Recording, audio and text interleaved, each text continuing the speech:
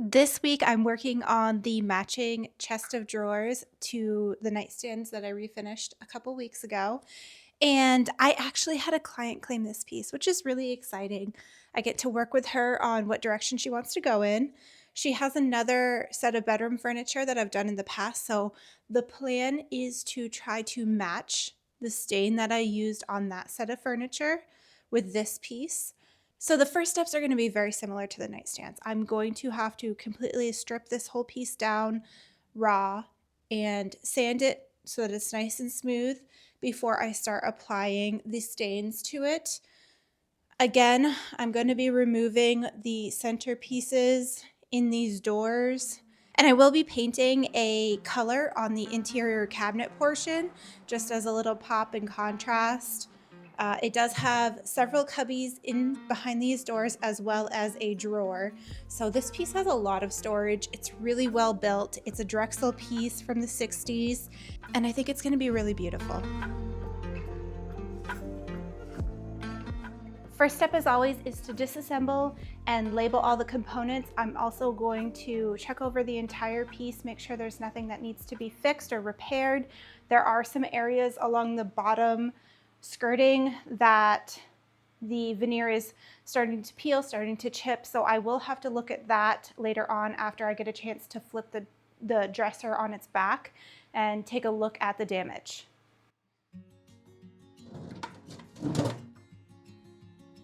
This is the left-hand drawer on the top, so I'm gonna mark that on the back.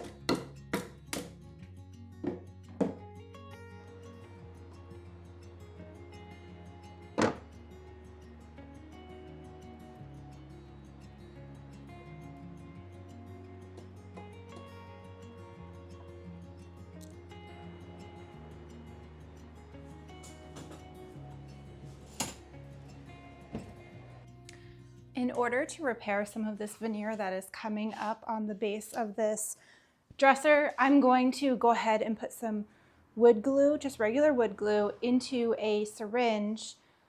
That way I have a finer tip to try to get the glue in between the two pieces of board.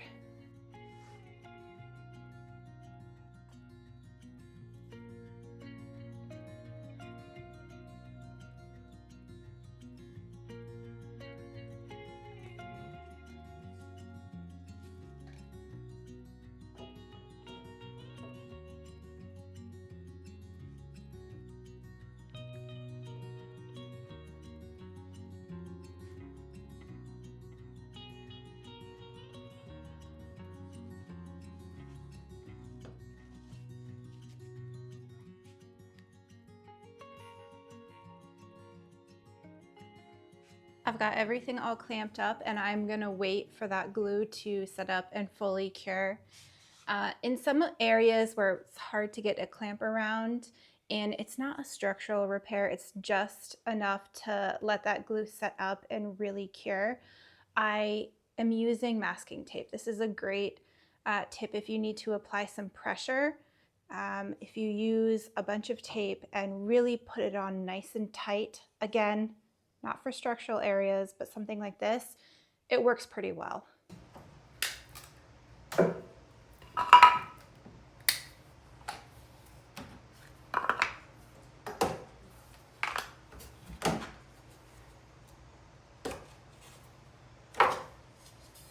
Now that all the glue is dry in that veneer, I can go ahead and fill those areas that still had missing veneer. I'm going to use this Bondo style filler. It is a two-part filler. There's a part A, which is the putty, and then part B, which is a cream hardener. You mix those two components together very, very well and work very quickly because it does dry fast. But once you mix those together, it creates a really, really hard and durable repair. And all these large areas. Now, of course, when I go to sand it back, this Bondo color is going to be much, much different than my finished stained product. So I will go in at the very end with a color correcting paint and make sure that everything matches up perfectly and blend all of this filled area back out.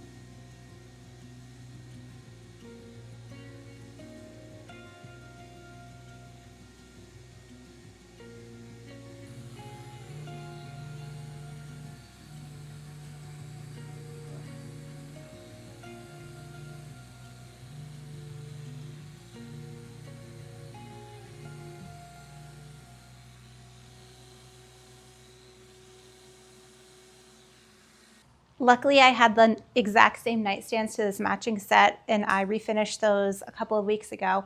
So I do know that this finish strips off very well with a chemical stripper. So that's what I'm going to use. It worked great last time and took everything off pretty smoothly. It helps to minimize the amount of sanding that I need to do, especially since this is a piece that does have some wood veneer over the top. I want to minimize the risk of blowing through any of that veneer. So stripping first just helps to minimize that, even though it's a really messy process. So I will start by just taking a disposable chip brush and brushing it on all of the drawer fronts as well as the door front and back. I find it easier to take this in smaller chunks, do one or two sections at a time, scrape it off, get all the finish off, and then move on to another section. If I try to saturate too much with the stripper at once, it does tend to dry out on me rather quickly because I'm in such a warm climate. So I already know that this particular stripper works pretty quickly with this finish, but if you're not sure how quickly the stripper is working, you can always do a little test strip, and if you need to add more later, you can. But you can see how this has already loosened up the majority of it, and I can now strip away that residue along with the old finish.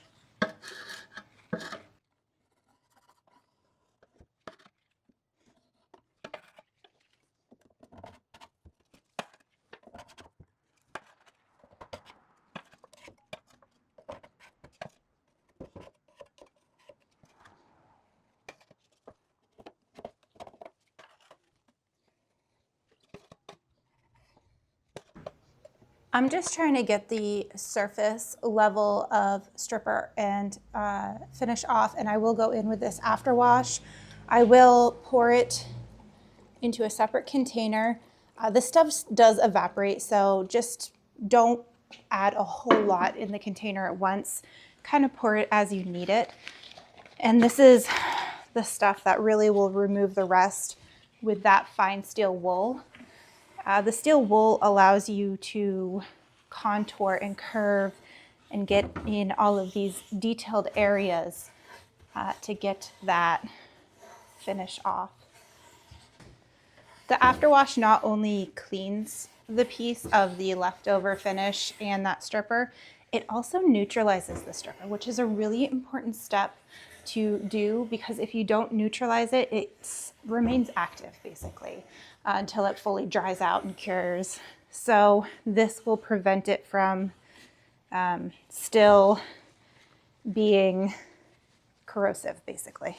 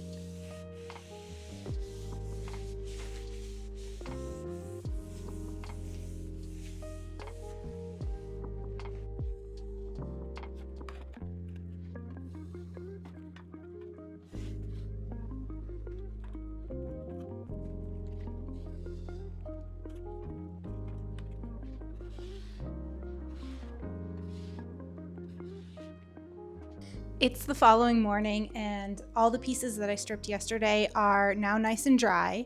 So I'm going to go ahead and start sanding. But first I do want to fill the hardware holes in the drawer fronts and in the doors.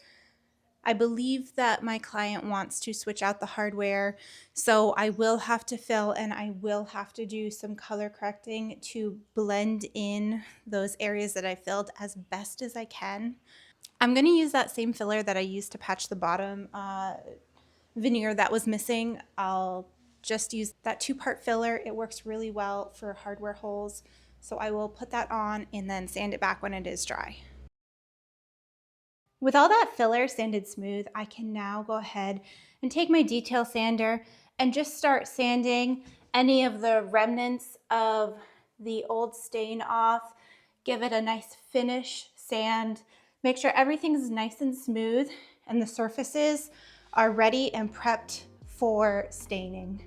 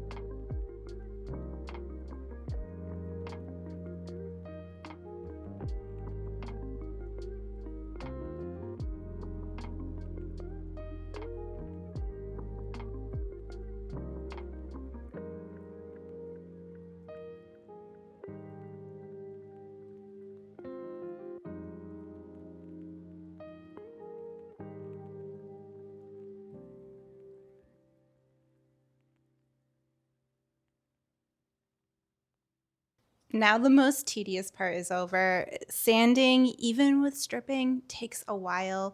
Everything is completely down to the raw wood, every piece that I'm going to be staining anyway.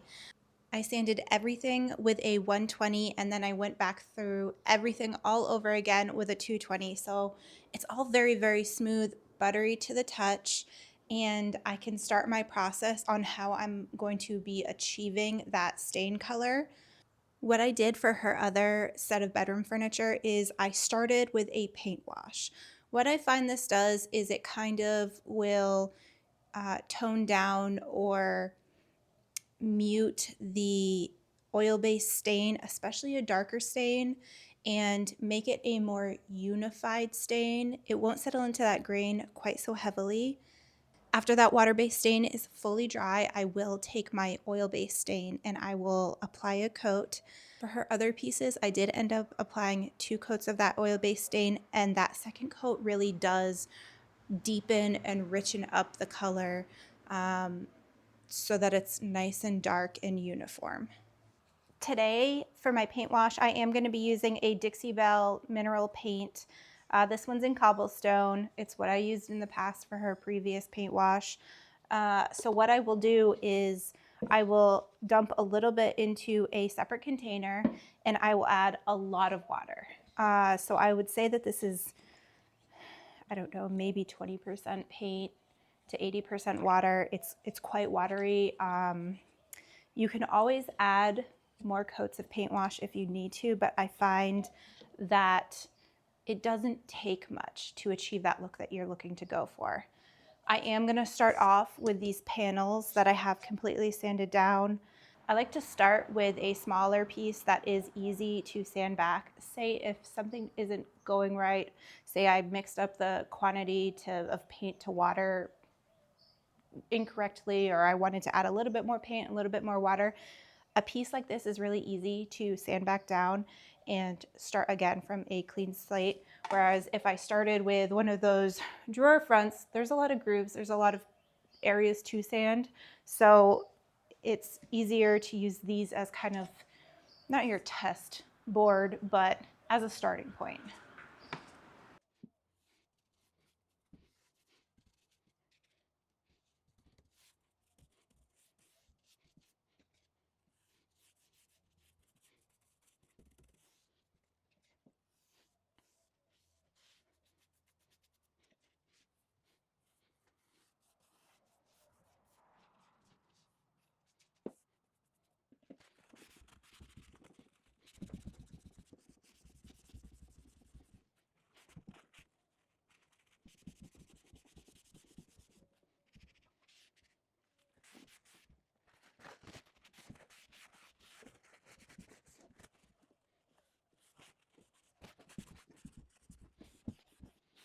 The most challenging areas to paint wash are always these large surfaces, because if the paint wash starts to dry out on you too soon, it will look streaky, and that streakiness will still show up underneath the stain. I find that the stain actually highlights streakiness, so I try to minimize the streakiness as much as possible. Some tricks to do that: take a spray bottle, just put some water in it, mist the entire surface to prep it, get it a little bit wet, and after you apply the paint wash, wipe it back very, very thoroughly. Wipe and wipe and wipe until all the product is evenly distributed.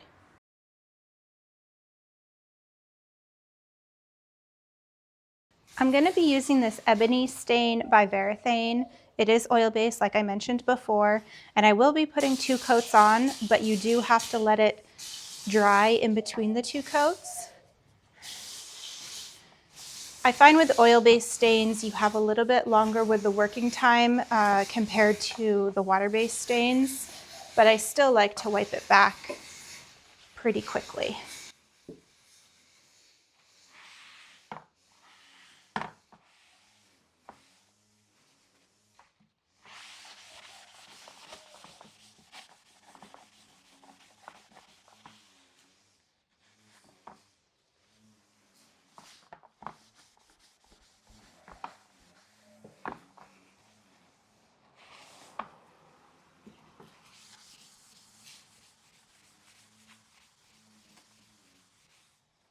Whenever you're using oil-based products and you have a used rag, do not crumple it up and throw it away in the trash can.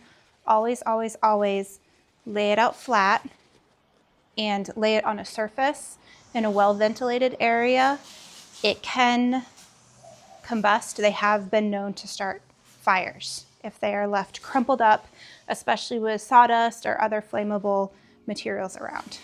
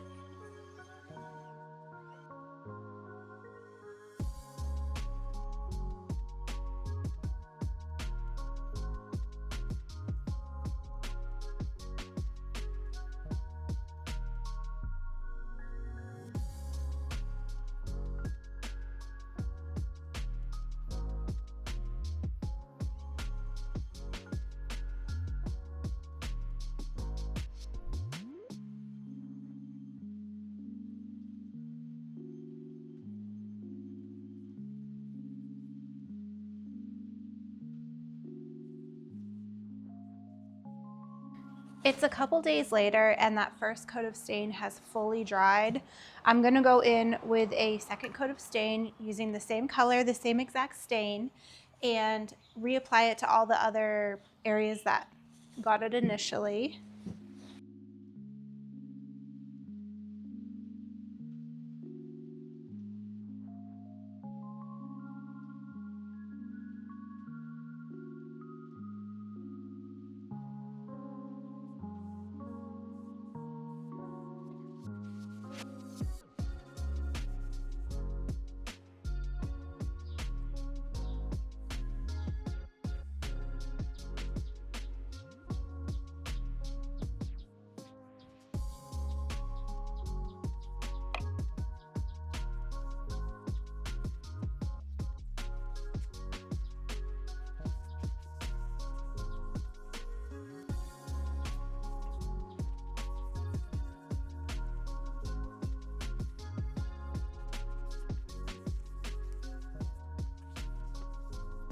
I have everything completely stained now. All the pieces, all the different components have 2 coats of stain.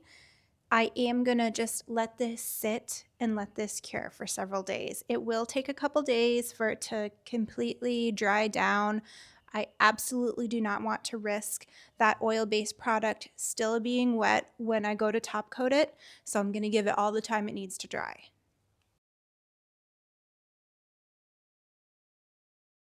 I will be using a polyurethane through my sprayer to spray the top coats on this piece. I will top coat every area that I did stain.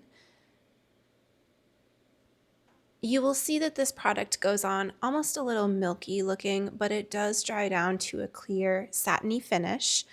It won't change the color a whole lot, but it will richen and deepen the hues. I find that after applying top coat, the piece has more dimension. You can see the different wood grain and the different layers coming through, and it just gives it a really nice luster.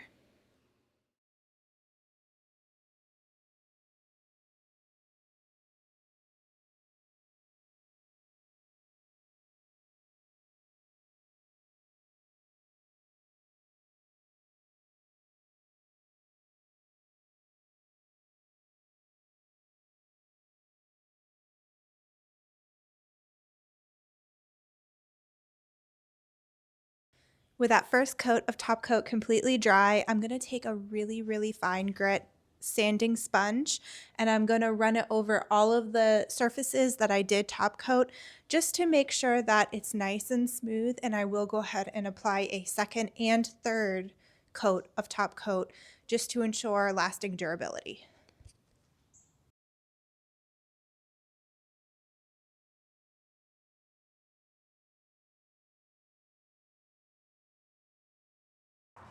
Now that I have the top coat on, I'm going to work on blending out these hardware holes. I've mixed up some paints and I'm going to just lightly brush it over the holes, and then I'm going to take a chip brush and I'm going to feather that out. I find that this paint can dry a little bit darker than it looks when it's wet, so I try to err on the lighter side.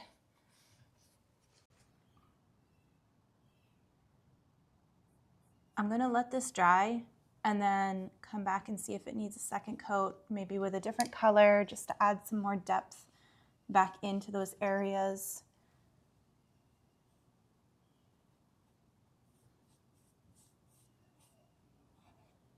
The goal is to keep it really organic looking with no harsh stop-start lines. I'm going to do the same treatment on the bottom where I had to fill in where the chipped veneer was.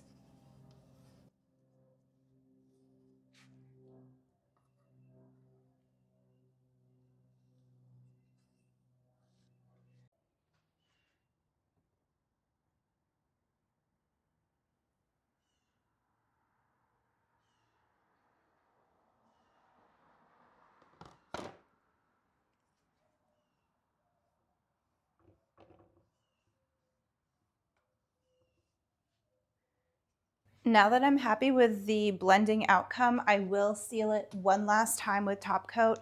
This will seal in that touch-up paint as well as make everything the same sheen. I find that it dries a little bit more matte than the top coat does, so this will unify the sheen across the drawer fronts.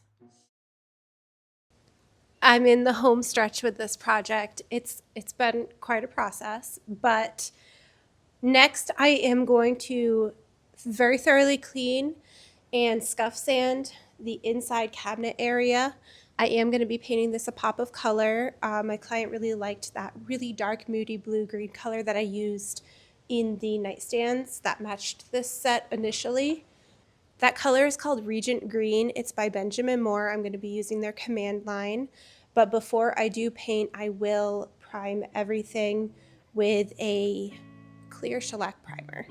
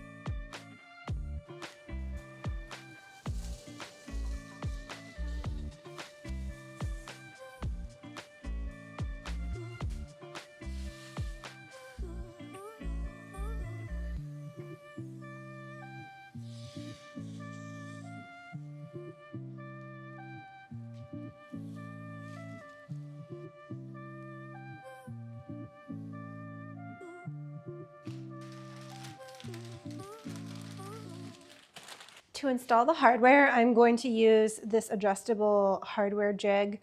I don't like to use it as much as this plastic one just because these holes are not adjustable, obviously, whereas this one is. So if there's any sort of minor movement while you're in between putting the handles on, it can really mess with everything. But in cases like this, it's needed.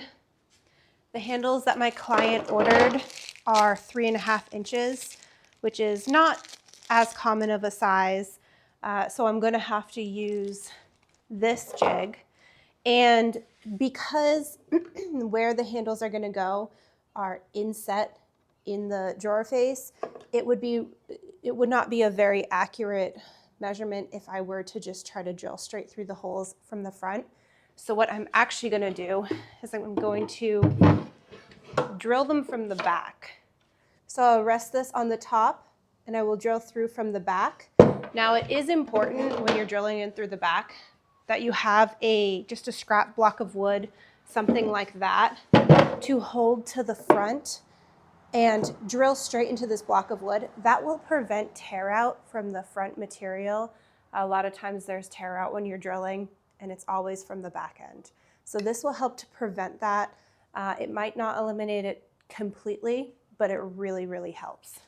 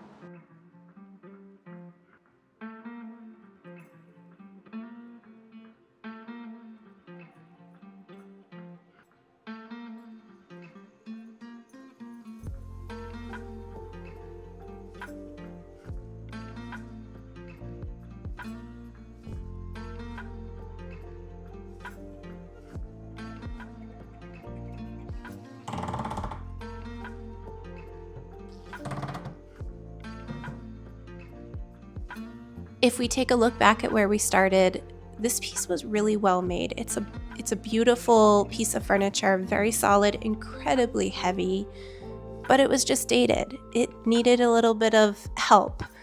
The lattice work on the doors was a little busy and the color just was not doing it any favors.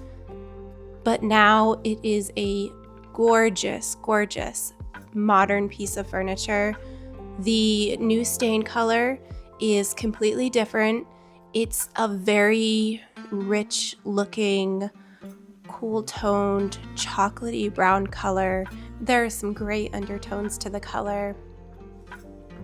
It's really moody and complex. That's what happens when you layer all these different types of paint wash and stains and you really take your time at perfecting a color. I love the pop of that dark blue-green on the interior as well as the lined drawers. It really adds a little bit of visual interest. It's really pretty. What do you guys think? Do you like this piece of furniture? Feel free to comment down below. And if you liked this video, feel free to like and subscribe. Thank you so much.